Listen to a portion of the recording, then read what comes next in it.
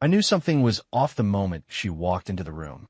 Jessica had that smirk again, that sly, barely there curl of her lips that she wore like a private joke no one else was in on.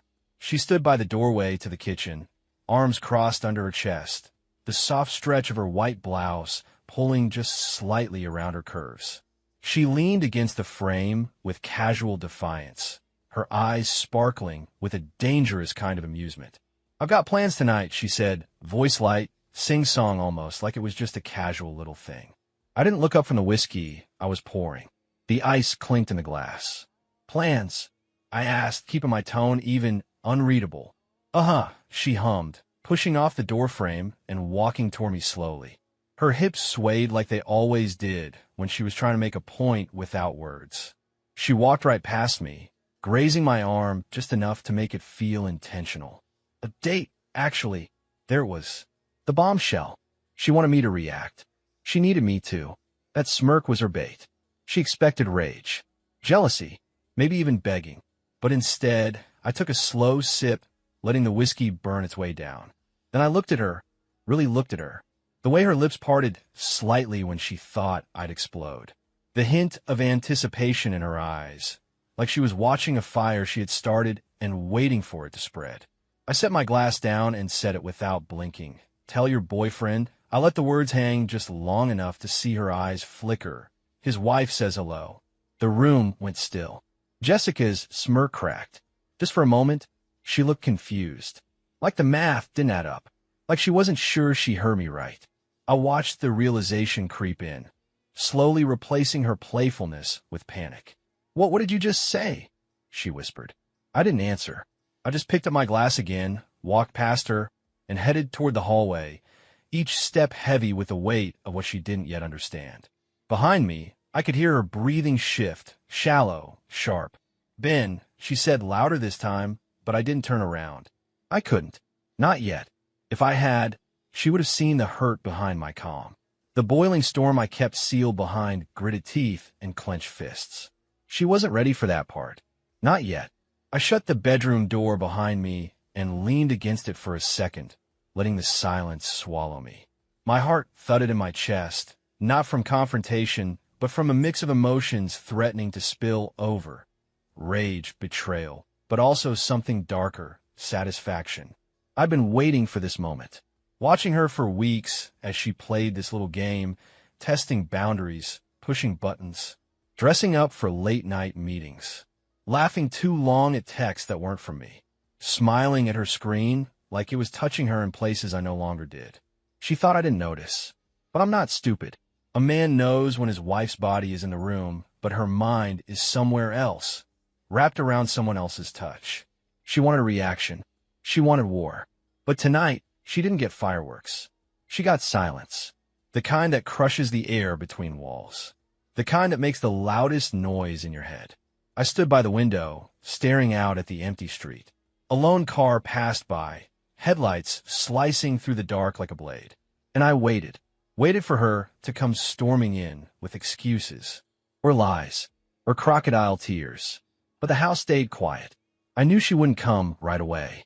That silence downstairs meant she was scrambling, trying to figure out how much I knew, what I'd seen, what I planned. She was always clever, calculated, but so was I. It hadn't always been this way. There was a time she looked at me like I was the only man in the world, like my touch lit a fuse inside her she didn't even know she had. We used to make love in the kitchen with the lights off and the windows open. She used to wear my t-shirts to bed and press her body against mine until we were tangled in sweat and heat and skin. Now I smelled a different cologne on her when she walked in the door. Now I felt her shiver when I touched her, not from desire but distance. Now she wore lingerie on nights I wasn't home. So yeah, I knew, and I made peace with that part already. The next part? That was for her to face. I downed the last of the whiskey and set the glass on the dresser. In the mirror, I caught a glimpse of my own face. Hard eyes, clenched jaw. This wasn't the man she married. This was the man she created. I heard her footsteps finally coming up the stairs. Good. Let the games begin. It didn't start with a kiss or a moan or a suspicious hickey. It started with silence. That's the part no one tells you about betrayal. It's not always loud. Sometimes it creeps in like fog, wrapping itself around the edges of your life until you can't see what's right in front of you. Jessica had always been on her phone. Social media, group chats, Pinterest boards filled with furniture we'd never buy and recipes she never actually cooked. But around 6 months ago, it changed. She became secretive. She started keeping her phone face down on the table. Her laugh changed too, sharper, breathier. That kind of laugh you don't give your husband, but someone else. Someone new. I caught it one night, echoing down the hallway from the bathroom. She thought I was asleep. I wasn't. I listened to the hushed giggle, the clink of wine against porcelain as she soaked in the tub and whispered into the phone. Her voice had a tone I hadn't heard in years, soft and charged, like someone slowly undressing with their words. My stomach twisted, but I said nothing. Not yet. I needed more than suspicion. I needed proof. The first clue came a week later. She was in the shower. Her phone buzzed. I don't know what made me do it. Maybe the way she'd been humming that night, or the fact that I hadn't touched her in days and she didn't seem to care. I picked up her phone and saw the message. Can't wait to feel you again. Last time stayed with me for days. No name, just a number. My throat went dry. She'd changed the contact name to a number, deleted the thread after each exchange. But this one she missed. I could have confronted her then, but something inside me shifted. I wasn't going to play the wounded husband. I was going to be smart about this. The next morning, I called a private investigator. His name was Caleb Dunn, retired cop, sharp as hell, didn't miss a thing. He wasn't cheap, but he was discreet. I gave him the number, gave him the dates I suspected, gave him the hours she said she was out with friends or had a late meeting. Within 3 days, Caleb called. She's not just cheating, Ben, he said over the phone, his voice flat. She's cheating with a married man. I didn't say a word. Name's Alex Rios. Owns a small design firm. Married, 2 kids. Wife's name is Megan. My mind reeled. Jessica always hated people who cheated. She used to go on rants about women who destroyed families. And now here she was doing the very thing she claimed to despise. The irony was cruel, but not as cruel as the photos Caleb sent next. There she was, Jessica, wearing a black coat I'd bought her for our anniversary, holding Alex's hand outside a hotel. In another photo, they were pressed together, laughing, her head tipped back like he'd just said something clever, like she hadn't smiled with me in months. I saved every photo to a hidden folder. Every timestamp, every receipt Caleb uncovered. She was using our shared credit card for their motel rendezvous. My money, my marriage, used to finance her escape from both. The worst part wasn't the sex. I could survive the image of her with someone else, barely. But what broke me was the effort she gave to him, the energy, the intimacy, the way she had nothing left for me because she was pouring it all into him. She shaved for him. She bought new lingerie. She hadn't done either of those things for me in a year. And somewhere deep inside me, something snapped. Not violently, not yet, but with a cold finality. A fracture in the foundation of the man I was before all this. That's when I started plotting. Not revenge. Not exactly. Just clarity. Truth. If she was going to treat me like I was blind, I wanted to be terrifyingly aware. Late one night, I found myself scrolling through Alex's social media. Photos of his wife, Megan. She was beautiful. Classy. The kind of woman who didn't overshare online, but radiated warmth in the few candid shots he'd posted. A beach photo. Her hugging their kids. A soft smile that clearly wasn't forced. She had no idea. It made me sick. Jessica was sleeping in our bed, back turned, oblivious to the fact that I was staring at the other man's wife, wondering if she deserved the same truth I did. And the more I thought about it, the more I realized I wasn't the only one being lied to. That's when the anger turned into something colder, more focused. This wasn't just about me anymore. I started to change around Jessica. Subtle at first. Less questions, less attention. I didn't press when she worked late. Didn't complain when she came home freshly showered, but smelling like a stranger's cologne. She thought she had the upper hand, but I was watching her spiral without even realizing it. And I was almost ready to tip the first domino. The house was quiet. Too quiet. Jessica was in the kitchen, swirling wine in a glass, like she had all the time in the world. Her back was to me, hips resting against the counter. She was wearing that silk top I used to love, the one that clung to her like water, but now it just looked like a costume. Something she wore to play a part. I stepped into the room. She didn't turn around. "You're home early," she said, still watching the wine swirl. "Thought you had a meeting. I canceled." Now she turned, and her smirk was back, but shaky this time like it wasn't fully loaded. I stared at her. Not her face, not her body. I looked at her, who she'd become.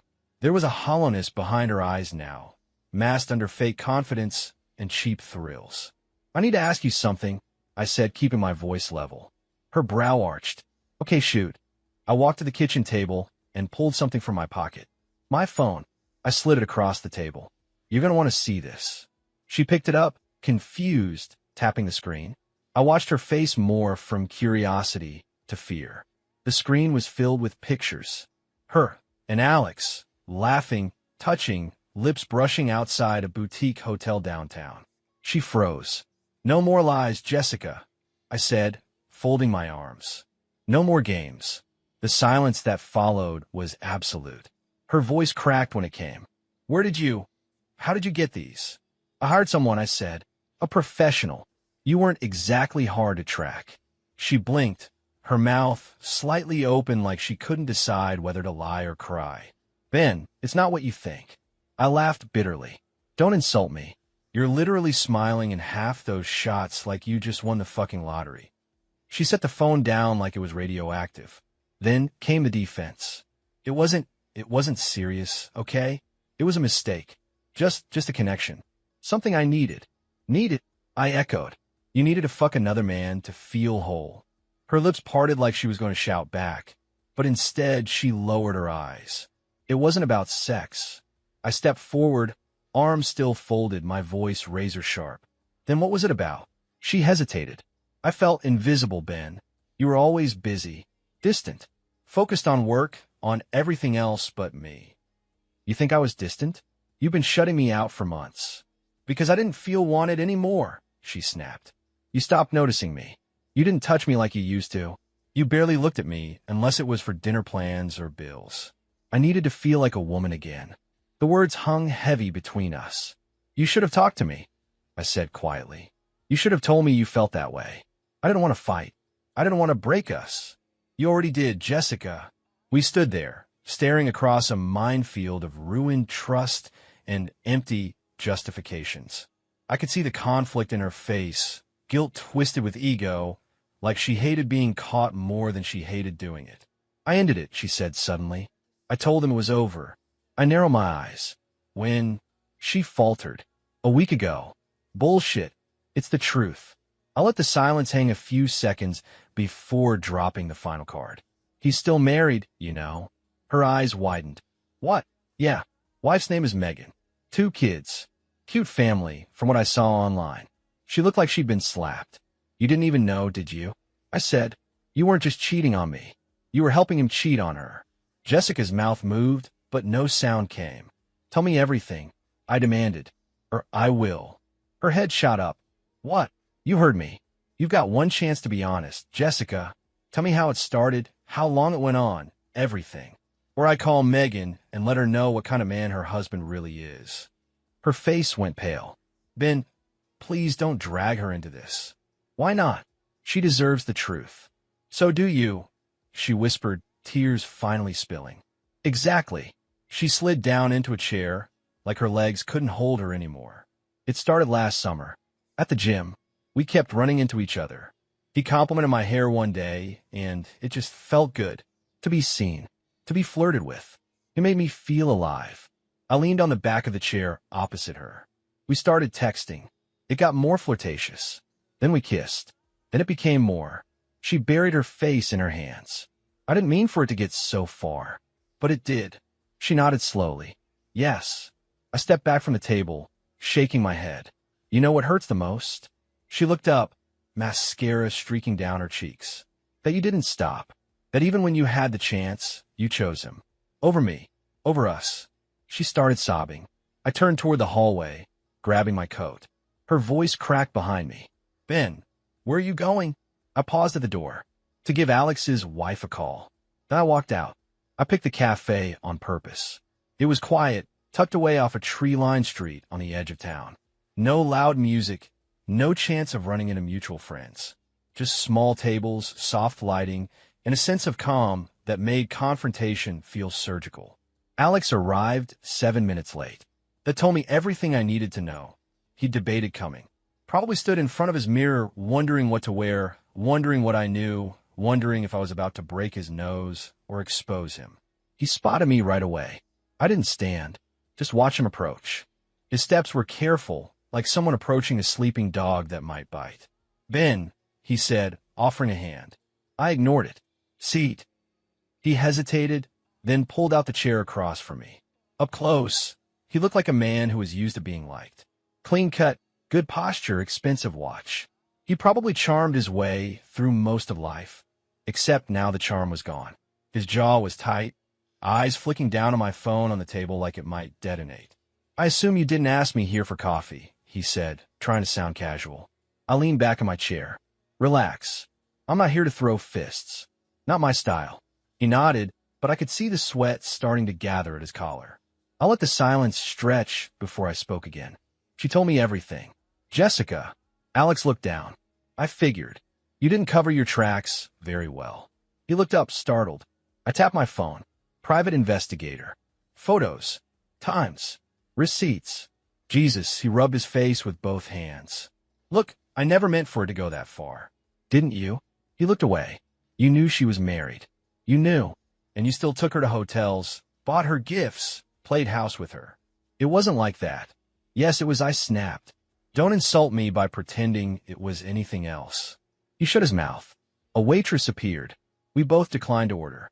"I know about your wife, too," I said after she walked off. "Megan. Pretty. Sweet. Posts about your kids and homemade cookies. Real, picture-perfect life." His face drained.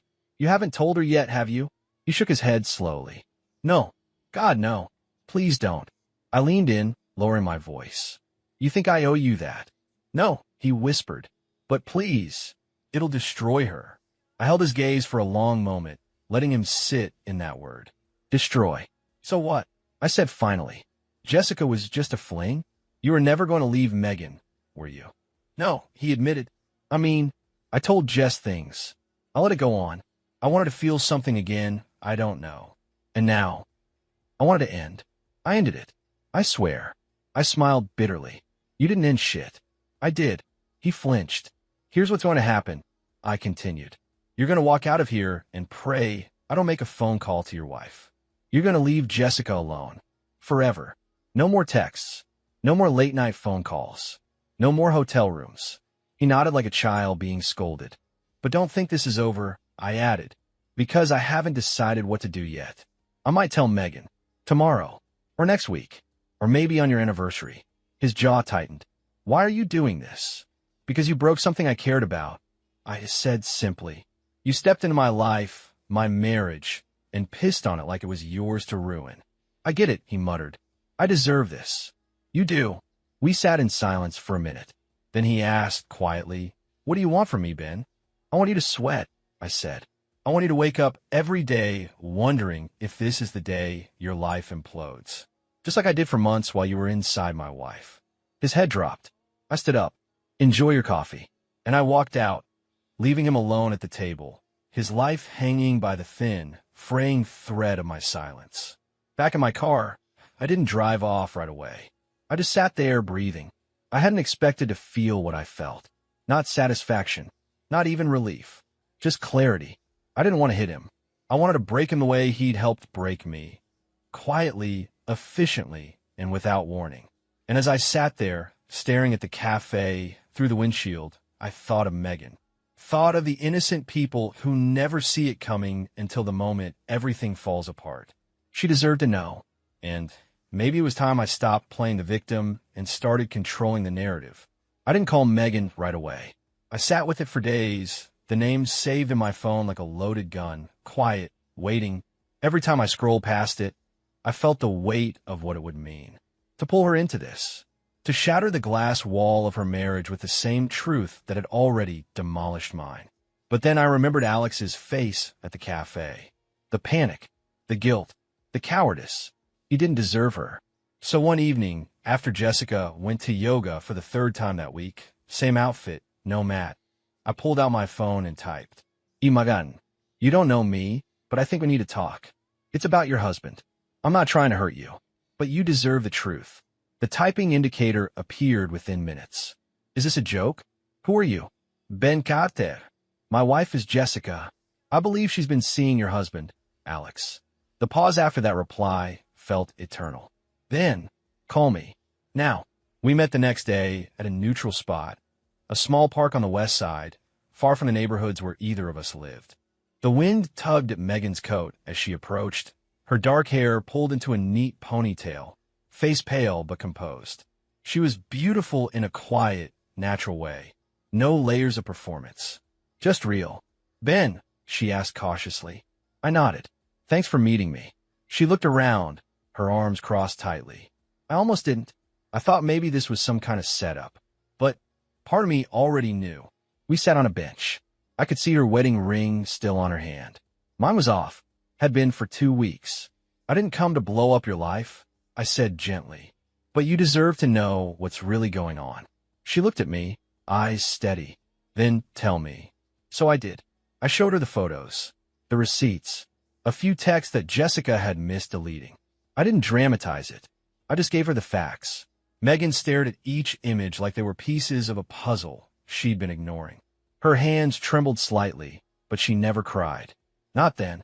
How long? She finally whispered. Since last summer, I said. At least that's when I think it started. Might have been longer. She exhaled like she'd been punched in the gut. We have 2 kids. We've been together 12 years. And how did I not know? I knew that question too well. Because we trust them, I said softly. We believe what they tell us. Until we can't. Megan nodded slowly. Her hands were clenched in her lap. Always thought Alex had a little distance lately. But I figure it was work stress. Or something stupid like midlife anxiety. Not this. A long silence stretched between us. Then she said, He doesn't know I know now, does he? No, not unless he assumes I'd tell you. I didn't promise him I wouldn't. She glanced at me, eyes sharp now. So what are you going to do? I shook my head. That's the thing. I don't know yet. We sat in silence again, 2 strangers bound by mutual betrayal.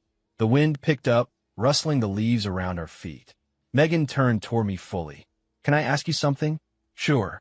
Why did you tell me? That one made me pause. I think, because I would have wanted someone to do the same for me. Because you didn't deserve to be kept in the dark any more than I did. And maybe because I didn't want to be alone in this anymore. Her expression softened. No one gets it, I added. Not the pain of it.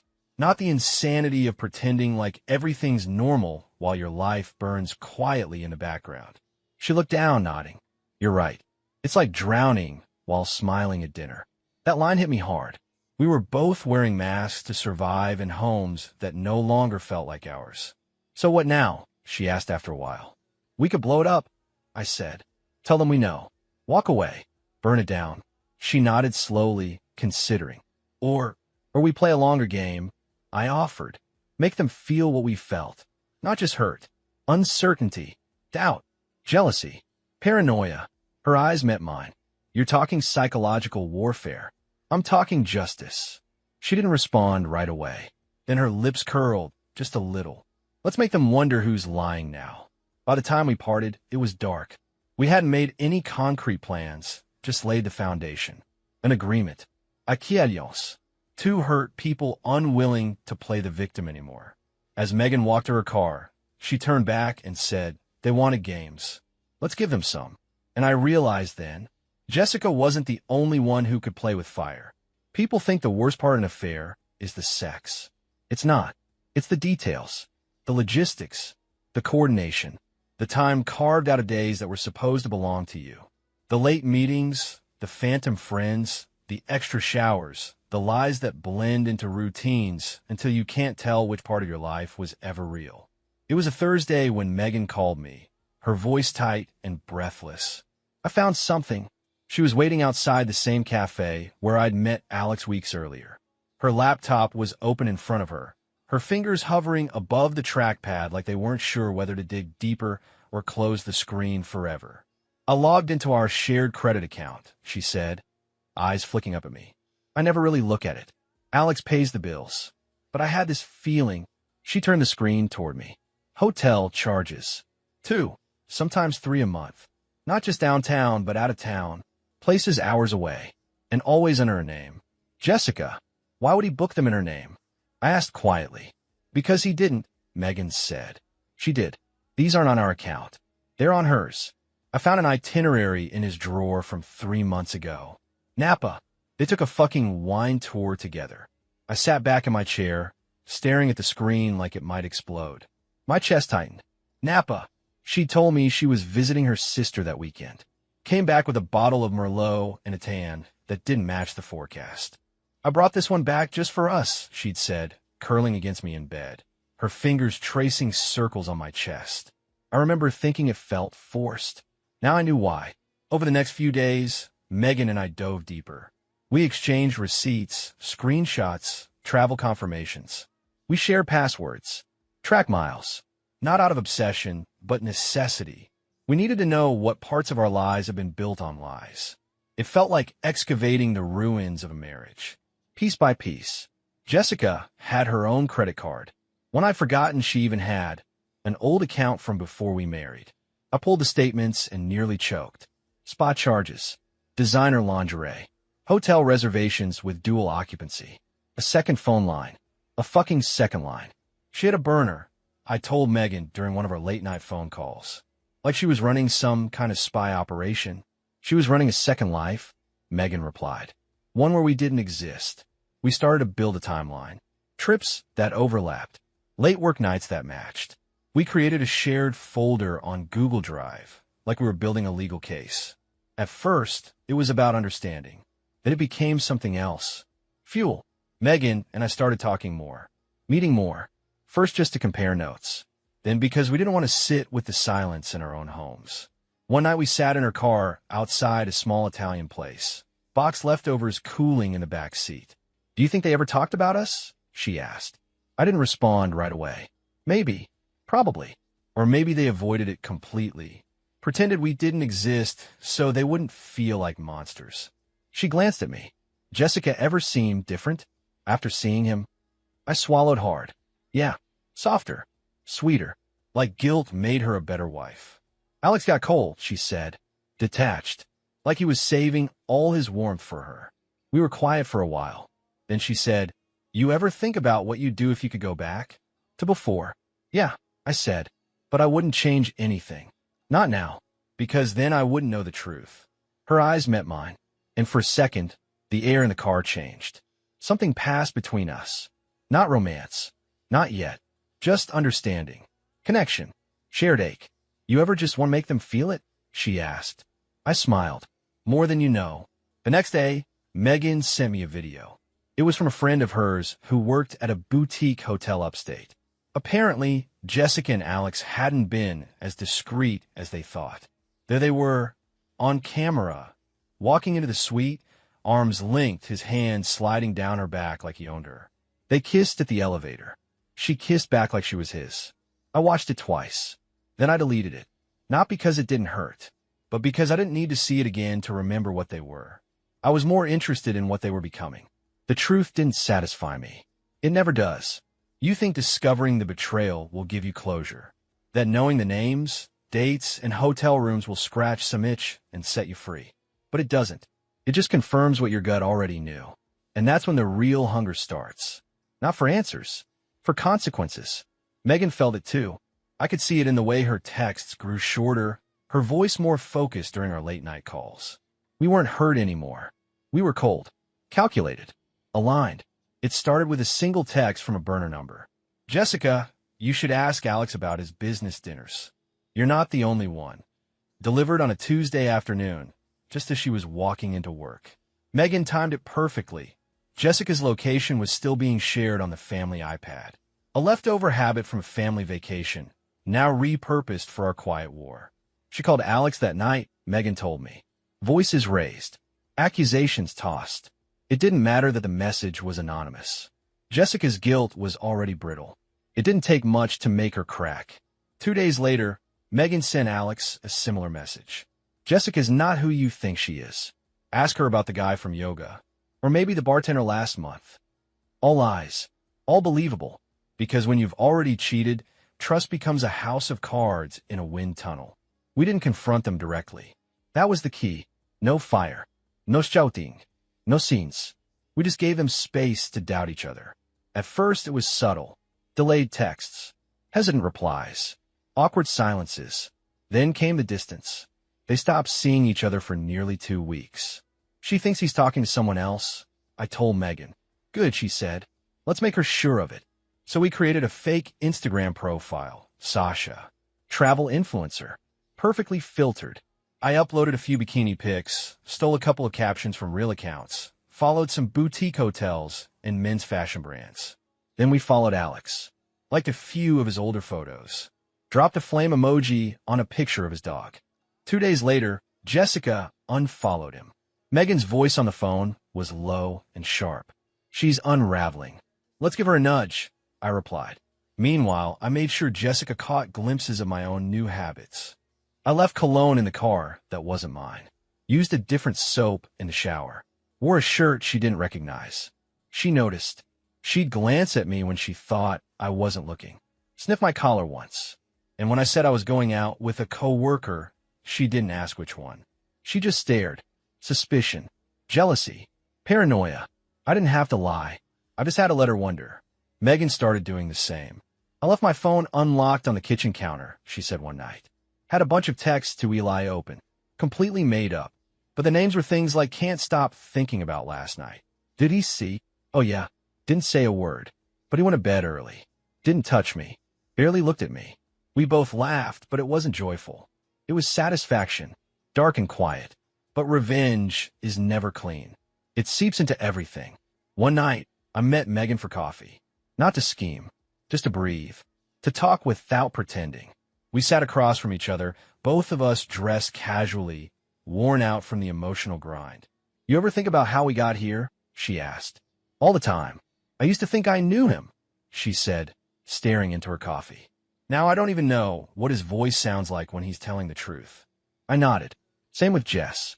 It's like she became someone else. Or maybe she always was. Megan looked at me, her eyes softening. You're not like him. You don't know that. I do. Silence passed between us. Heavier than before, but not uncomfortable. There was something else there now. Unspoken. Unexplored. We didn't touch. We didn't lean closer. But it was in the way her gaze lingered a little longer. The way I didn't want to look away. Something was shifting. Back at home, Jessica was waiting for me on the couch. Hair down, legs tucked under her. Eyes wide like a kid caught stealing. You've been distant lately, she said carefully. Have I? She nodded slowly. If there's someone else, I deserve to know. The irony almost made me laugh. Instead, I met her gaze. What makes you think that? She shrugged, voice cracking just slightly. The way you've been acting. Your phone. The cologne. You mean the way you acted for months? She winced like I'd slapped her. I leaned down and kissed her forehead. I'm not the one you need to be worried about, Jess. Then I walked past her, upstairs into the shower, letting the water scald away the guilt I no longer felt. Infidelity is like fire. It starts hot, exciting, impossible to ignore. But left unchecked, it consumes. And once the smoke clears, all you're left with is scorched earth. Jessica and Alex were burning. It started with the silence. Jessica had stopped humming. No more smiling at her phone. No more extra time in the bathroom, fixing her makeup before she left. Her confidence had shifted, no longer bold and playful. Now it was nervous, guarded. She paced more, checked the front window like someone might be watching. Her paranoia bloomed like a sickness. I saw it all. She didn't know I was watching her text Alex less and less. She didn't know I saw her delete every message before I even walked in the room. And then, finally, she broke. It was a Saturday afternoon.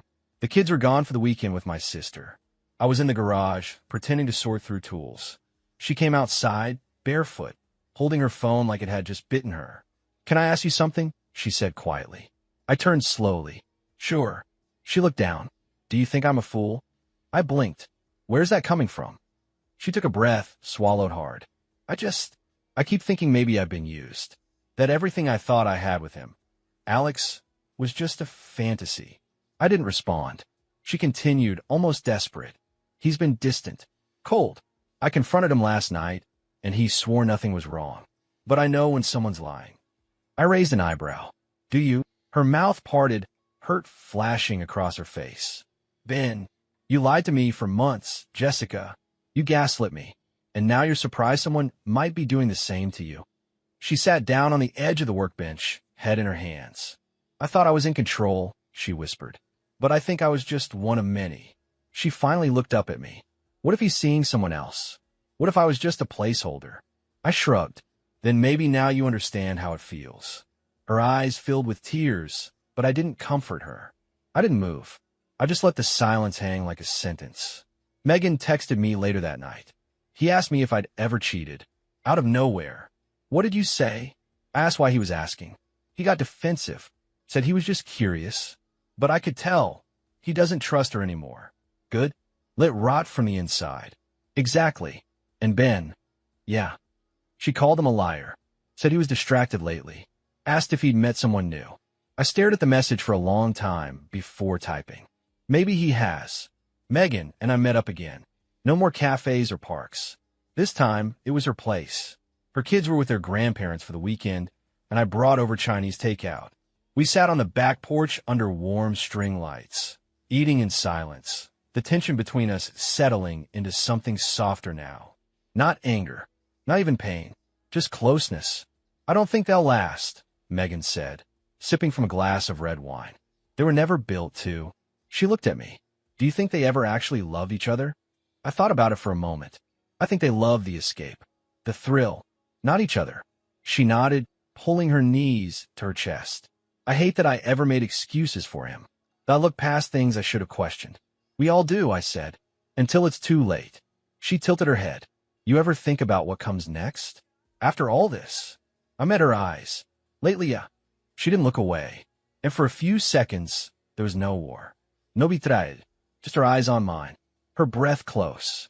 A quiet kind of intimacy neither of us had planned for, but both clearly felt. I reached for her hand. She didn't pull away. That same night, Jessica cornered me in the hallway. I need to talk, she said, voice thick with anxiety. Okay, I said flatly. She wrung her hands. I think he's hiding something. I think he's seeing someone else. Maybe someone he met through work. He's colder now. It's like the whole dynamic shifted. I raised an eyebrow. So he cheated on his wife, with you, and now might be cheating on you too? She nodded slowly. I know how it sounds. This is all so fucked. I leaned against the wall, arms folded. You lit the fire. Now you're choking on the smoke. She looked at me, wounded. And that's when she said it. I miss what we had. I didn't flinch. Do you miss it? Or do you just miss not feeling guilty? She opened her mouth, then closed it again. Her expression collapsed into shame. Do you love him? I asked. Her pause was too long. I don't know anymore, she finally said. Jessica wasn't sleeping well. She paced the house at night, murmuring on the phone in hushed tones.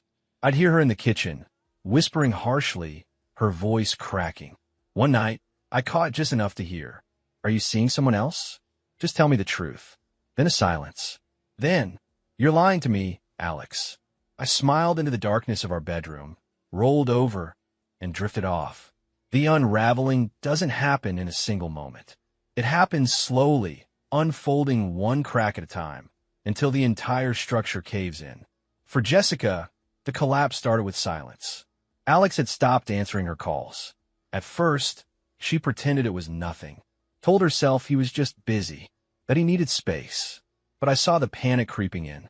She clutched her phone like it was oxygen, checked it constantly, kept the ringer on even in the shower. Then one night it rang. She darted for it, eyes wide. Her voice trembled when she answered. Alex. I couldn't hear his words, but I watched her expression crumble in real time. Whatever he said, it broke something in her. She sat down on the edge of the bed, phone still pressed to her ear. No, please don't say that. I thought we were still trying to figure this out. More silence. Her mouth parted, stunned. Then, so that's it. I turned away, letting her sob alone. Over the next few days, Jessica became a ghost in our house. She barely ate, barely spoke. She tried, half-heartedly, to rekindle normalcy. Cleaned the kitchen, left dinner, simmering on the stove. Brought home a bottle of wine she knew I liked. I didn't take the bait. Finally, she approached me one evening, standing in the doorway of my office, arms wrapped tightly around herself. "Ben," she said quietly, "can we talk?" I nodded once, not looking up from my screen. She stepped inside like the room might bite her. I'm sorry." I said nothing. She swallowed hard. "I don't know what I was thinking. About any of it. I ruined everything. And I don't expect you to forgive me, but I just need you to know I regret it. All of it." I looked up then, met her eyes. She looked smaller somehow. "Frail. I believe you regret it," I said. "But not because of what you did. Because of what you lost." Her face twisted. "That's not fair." "It's exactly fair," I said evenly. "You were never sorry when it was happening. Only now, when the thrill is gone and the fallout is real." She stepped forward. "I miss us, Ben. I miss you. I want to try again. I know it's going to take time, but I'm willing to do whatever it takes." I stared at her for a long time and realized something that hit me harder than any fight ever could. I didn't feel anything. No fire. No hot. No craving for her to touch me again. Just emptiness. "You didn't just break us, Jessica," I said quietly. "You buried us." Meanwhile, Megan had finally pulled the trigger. She sat across from me at the same cafe where we'd first talked, her hands wrapped around a mug of coffee she hadn't touched. "I told him I wanted a divorce," she said. I nodded slowly. "How'd he take it?" "Like a coward," she said. "Try to spin it like we could work through this. Like what he did was a lapse, not a pattern." She stared out the window. But I knew the second I said it. I was done. I didn't cry. I didn't yell. I just felt free. I smiled faintly. "I know that feeling." She looked at me then, her eyes softer than I'd ever seen them. "You're not staying, are you?" she asked gently. I shook my head. "No, there's nothing left to stay for." Megan reached across the table, resting her hand on mine. No words, just understanding. Back at home, Jessica was waiting on the stairs when I returned. Hair pulled back, face pale. She looked like she hadn't slept in days. "I know you don't love me anymore," she said softly. I didn't respond. She stood, came down one step, then another. "But I still love you. And if you ever change your mind, if there's even a chance we can rebuild." "There's not," I said. She stopped cold. "I'll always care about the version of you I married," I said. "But she doesn't exist anymore. And I'm not going to spend the rest of my life trying to resurrect her." A tear slid down her cheek, but I didn't move to wipe it. Instead, I walked past her and headed upstairs, each step confirming that I was already gone, even if my body was still in the house. Later that night, I got a text from Megan. "I told the kids today. They were sad, but okay. I think I'll be better off in the long run." "They will. And you?" "Packing. Looking at rentals tomorrow. Thinking about somewhere near the coast." There was a pause before her next message. "Need company?" I stared at it for a long time, then typed back. "Yeah, you do. The ocean doesn't care about your pain." That's what I realized standing on that weathered deck, watching the tide roll in under a sky smeared in gold and lavender. It just keeps coming and going, slow and steady, indifferent to heartbreak or hope. And maybe that's why we came here, to the coast, to breathe, to be. Megan stood beside me, hoodie pulled tight around her, coffee in hand. Her hair danced in the breeze, and her silence felt companionable, not heavy like Jessica's used to be, not sharp, just real. We'd booked the beach house together on a whim. 2 weeks. No kids. No exes. No baggage, except the kind we packed ourselves. I still wasn't sure what this was between us. I just knew I didn't want to be anywhere else. "I didn't think I could do this," Megan said softly, watching the waves. "Leave it all behind." "You didn't," I said. "You survived it." She turned her head, met my gaze. "So did you." I smiled and sipped my coffee. I think this is the first time I've slept through the night in months. Same. We hadn't touched yet. Not really. Just the occasional brush of a hand, the accidental warmth of our shoulders bumping when we walked along the water. Nothing forced. Nothing rushed. There was comfort in the restraint, a kind of unspoken respect. On the third day, we rented bikes and pedaled down a winding boardwalk path lined with seagrass and sleepy beach shops. We didn't talk about Jessica or Alex. We talked about books, about childhood vacations, about the songs we secretly loved but never admitted to anyone. We laughed, not because we needed to forget, but because for the first time we could. At one point, she stopped her bike, feet planted in the sand. She looked out at the water and said, "I used to think love had to be chaotic, passionate, turbulent. And now I just want to feel safe." I nodded. Same. That night, we drank wine on the deck, legs stretched out under a thin blanket, stars overhead like holes poked into the dark. She leaned into me, head resting on my shoulder. "You think this is real?" she asked. I didn't pretend to misunderstand. "I think it's honest," I said. She tilted her face up to mine. "That's a good start." And then, finally we kissed. Soft, unhurried. No desesperación, no hunger. Just two people who'd been broken open, finally allowing themselves to close the gap. It wasn't fireworks. It was something quieter, deeper, the kind of kiss that doesn't ask for anything, just says, "I'm here." We didn't label anything. When we held hands the next morning during a walk down the shoreline, we didn't talk about what it meant. We didn't have to. I watched her laugh as the tide nipped at her ankles, and for the first time in a long time, I felt something real spark in my chest. Not pain, not anger, just lightness. Like maybe happiness wasn't a thing you had to chase anymore. Maybe it was something that found you when you finally stopped bleeding. The night before we left, Megan and I sat in silence, bags packed, the house still except for the rustle of waves outside. She reached for my hand. "What happens when we go back?" she asked. I thought about it for a moment. "We start fresh," I said. "Not perfect, not fast, just real." She nodded, then leaned into me again. I could get used to that. The next morning, as we loaded the car, I looked back at the little house one last time. Not with longing, not with sorrow, but with gratitude. That place had given me something I hadn't realized I'd lost. Hope, not just in life, in love. And as we pulled away, Megan's hand resting lightly on mine, I realized that everything I thought was the end had really just been a beginning.